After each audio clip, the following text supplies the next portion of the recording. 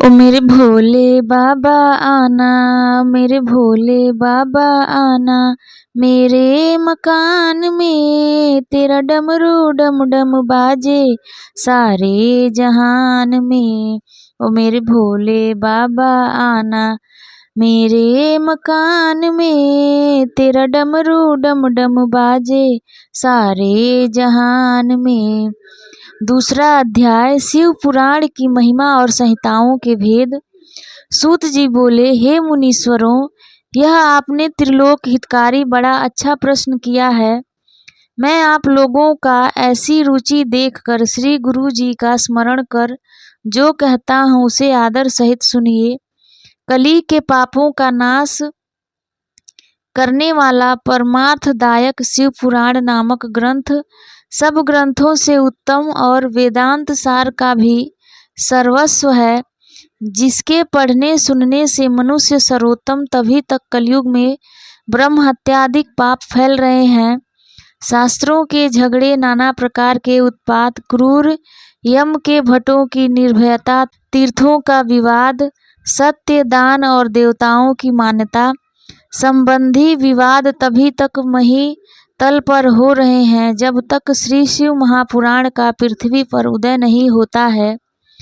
जब यह प्रत्यक्ष हो जाएगा तब शास्त्रों के परस्पर झगड़े आदि सभी इसकी गर्जना से समाप्त हो जाएगा, क्योंकि भगवान वेद व्यास के कहे हुए इस पुराण का बहुत महत्व है।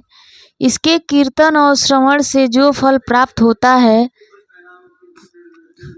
वह सबका सब तो मैं नहीं कह सकता, किंतु उसका कुछ महात्म्य मैं आप लोगों से कहता हूँ। ध्यान देकर सुनिए। इसमें मैं अपनी ओर से कुछ नहीं कहूँगा, जो व्यास जी ने कहा है वही कहूँगा। व्यास जी ने कहा है, यदि शिव पुराण का एक या आधा श्लोक भी कोई पढ़ेगा तो वह पाप से छूट जाएगा, और यदि सावधानी से संपूर्ण पढ़े तो जीवन मुक्त हो जावे, और इसके अनुसार आचरण करे तो एक एक दिन में एक एक अश्वमेघ फल पावे। यदि कोई दूसरे भी श्री शिव महापुराण की पूजा कर दे तो वह सब देवताओं की पूजा के समान फल प्राप्त करे।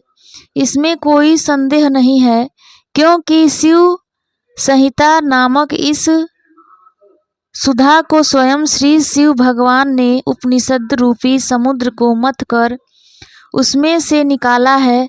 अतः जो इसका पान करेगा वह निश्चय ही अमर हो जाएगा। यदि कोई एक मास इसे पढ़े तो ब्रह्म हत्यादिक पापों से भी वह मुक्त हो जाएगा, और शिवालय या बिल्व के वन में जो इस संहिता को पढ़ेगा वह अद्भुत फल का लाभ करेगा। जो श्री भैरव जी की मूर्ति के समक्ष इसका 3 बार पाठ करता है उसके सभी मनोरथ पूर्ण होते हैं। यदि चतुर्थी के दिन निराहार रह बिल्व की मूल में बैठकर इसे पढ़े तो शिव जी की पूजा के समान है, और उसकी देवता भी पूजा करते हैं। इसमें शिव जी के दिए हुए अर्थ, धर्म, काम और मोक्ष चारों पदार्थों का विवेचन और उनकी प्राप्ति के उपाय तथा शिव जी की लीला और विज्ञान सब कुछ निहित है। अतएव यह सब प्रकार आदरणीय है। वेद और ब्रह्मा जी की सम्मति के अनुसार श्री शिव जी ने ही पहले इस श्री शिव महापुराण की रचना की, जिसमें एक विद्येश्वर संहिता, दूसरा रुद्र संहिता, तीसरा विनायक संहिता, चौथा उमा संहिता, पांचवा मात्र संहिता, छठा एकादश रुद्र संहिता, सातवां कैलाश संहिता, आठवां सतरुद्र संहिता, नौवां कोटि रुद्र संहिता, 10वां सहस्र कोटि रुद्र संहिता, 11वां वायवीय संहिता और 12वां धर्म संहिता। इतनी संहिताएं इस पुराण में सम्मिलित हैं। ये सभी पुण्यतर हैं। इनसे विद्येश्वर, रुद्र, विनायक ये तीनों संहिताएं 10-10 हजार तथा उमा और मात्र ये दोनों 8-8 हजार, और एकादश रुद्र संहिता 13,000, कैलाश संहिता 6,000, सतरुद्र 3,000, कोटि रुद्र 9,000, सहस्र कोटि रुद्र 11,000, वायवीय संहिता 10,000 और धर्म संहिता 12,000। कुल 1,00,000 श्लोकों का यह शिव पुराण है, परंतु इसे शिव जी ने अब केवल 24,000 का ही सबके लिए रख दिया है और पुराणों में यह चौथा पुराण कहा जाता है, परंतु अब इसमें 7 संहिताएं ही प्रधान हैं।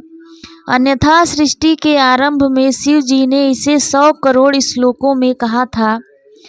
अब यह 24,000 संख्याओं वाला शिव पुराण केवल इन 7 संहिताओं में ही शेष रह गया है तथा विद्येश्वर संहिता, रुद्र संहिता, सत्य रुद्र, श्री कोटि रुद्र, श्री उमा, श्री कैलाश और वायवीय संहिता, जो इस सप्त संहिता युक्त श्री शिव पुराण को आदर सहित पूरा पढ़ेगा वह जीवन मुक्त हो जाएगा। यह सब पुराणों का तिलक और सब जीवों का कल्याण दाता है। इसमें वेदांत और विज्ञान सब कुछ पूर्ण रूप से निहित है। इसे परम आदर से पढ़ने वाला शंभु प्रिय हो परम गति को लाभ करता है। श्री शिव महापुराण विद्येश्वर संहिता का 2 अध्याय समाप्त। जो भी ये पूरी कथा सुनता है उस पे भगवान शंकर की कृपा हमेशा बनी रहती है। अगला अध्याय सुनने के लिए हमारे चैनल को सब्सक्राइब जरूर कीजिएगा। धन्यवाद।